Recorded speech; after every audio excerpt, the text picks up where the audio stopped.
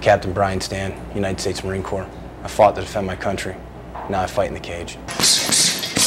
When I first joined the Marine Corps and I was going through my basic training in Quantico, we have the Marine Corps Martial Arts program. I started doing that and a lot of my instructors competed.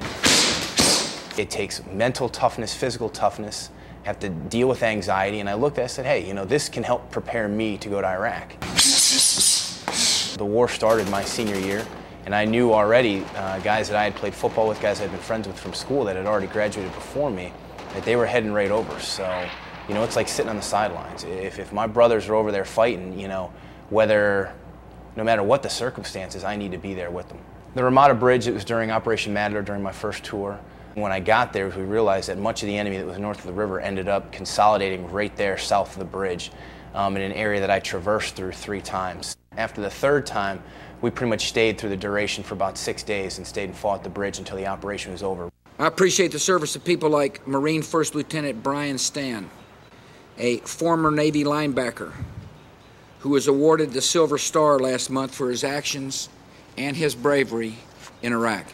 The Silver Star really, to me, it just represents what my men did, what we did together. The fighting pride of the United States Marine Corps. What I'm fighting for, now is I'm fighting for a title, but it's more than that for me. It's much more than a title. It's much more than money. It's certainly not for fame or for glory. When I'm in there, I represent not only myself. I represent the Marine Corps. I represent all the guys who fought to my left and to my right, all the friends and all the Marines that I've lost. When you're in Iraq, you're responsible for a lot of young men, and your greatest fear day to day is losing one of them. Having to hold them during their last breath and then having to face their families at the end of that deployment and explain what happened.